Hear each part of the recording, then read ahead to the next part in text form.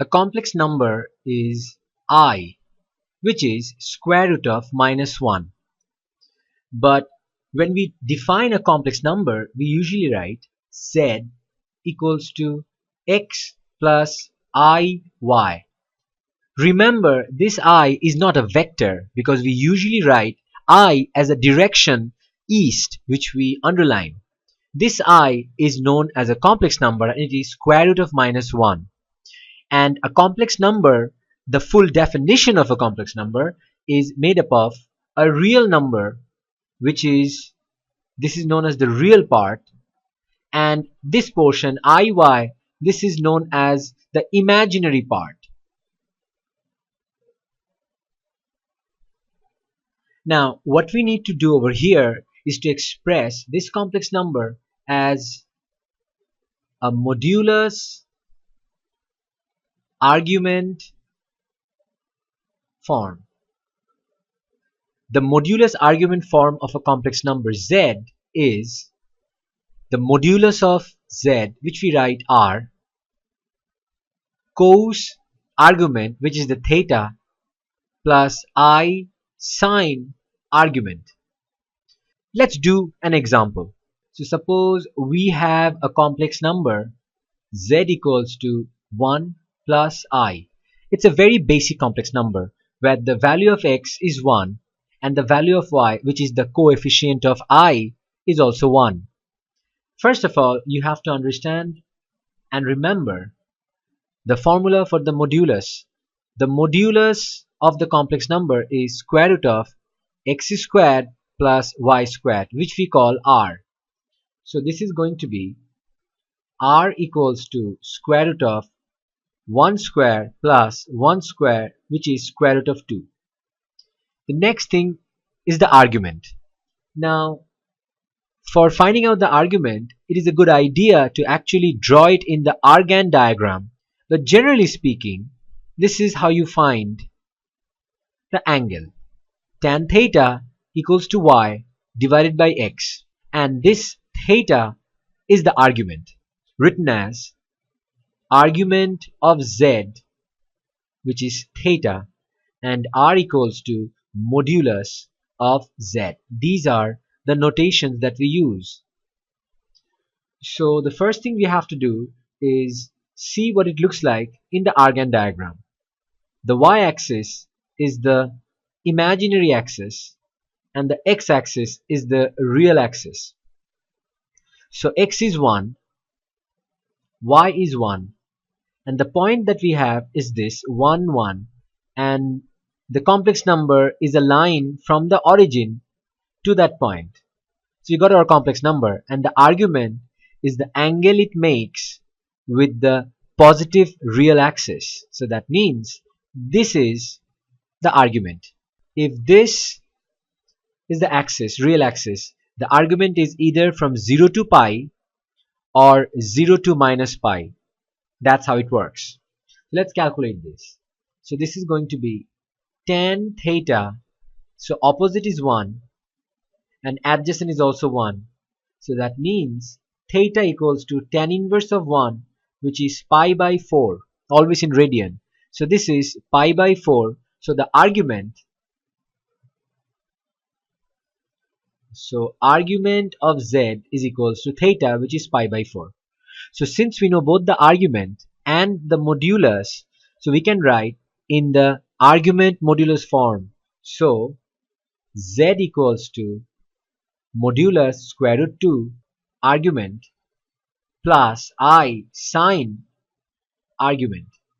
So this is the argument modulus form of the complex number. Now there is a reason we want to express a complex number in this particular format.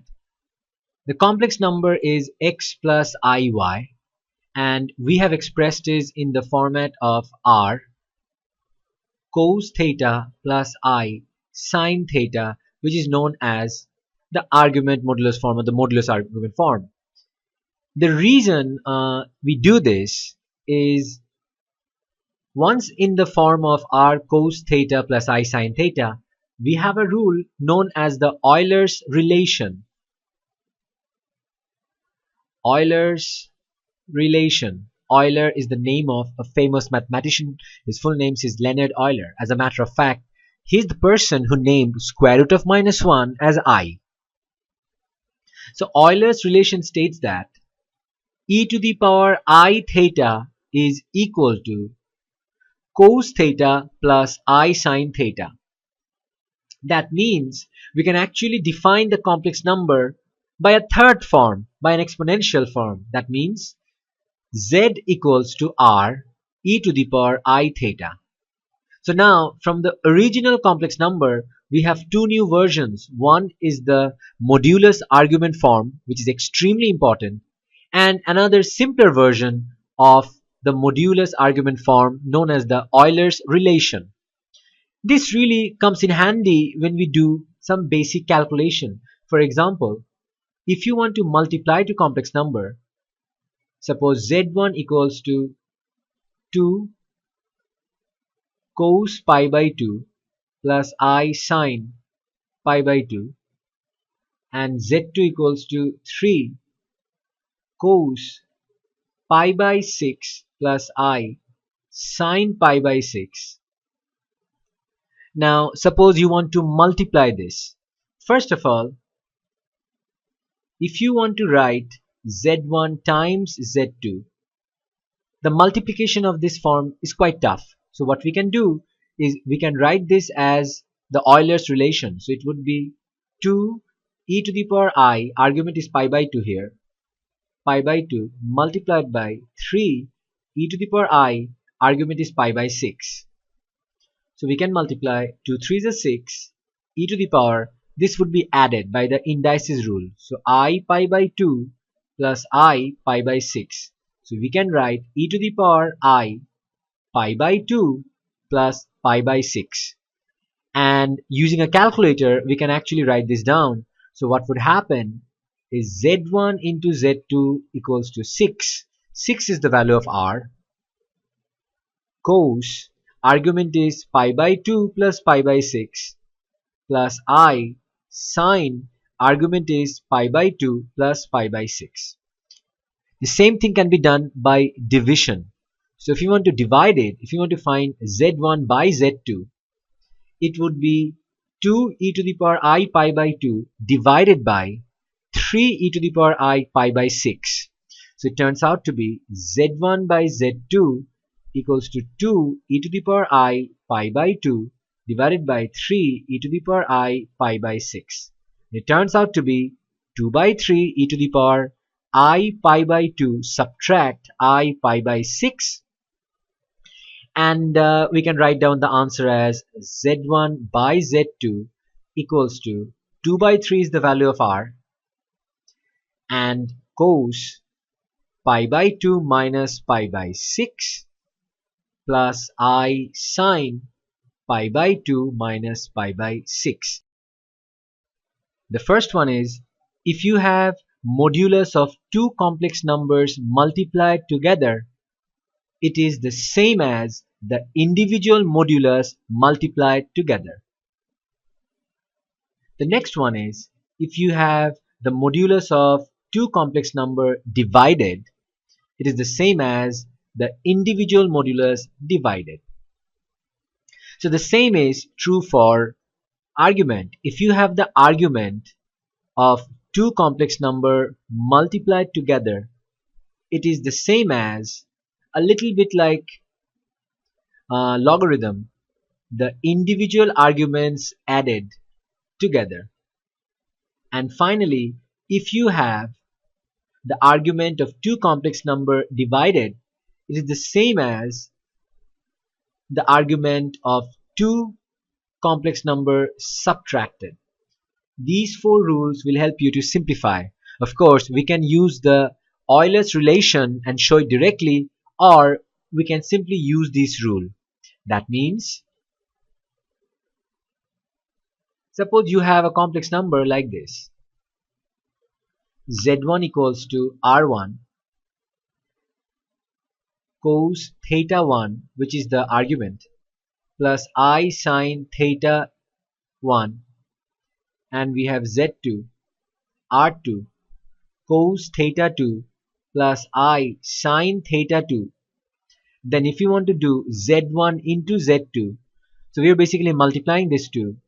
So this is going to be r1 cos theta 1 plus I sine theta 1 multiplied by r2 cos theta 2 plus I sine theta 2. So remember, r1 is basically modulus of z1 and r2 is equals to modulus of z2. So modulus of z1 multiplied by modulus of z2 is the same as modulus of z1 into z2. Then we have cos theta plus 1 and cos theta plus 2. As you know, argument multiplied is the same as addition. Multiplication is the same as addition. So we can write cos theta 1 plus theta 2 plus I sine. Again, as you're multiplying the arguments, it is same as addition. Theta 1 plus theta 2. We can write this one.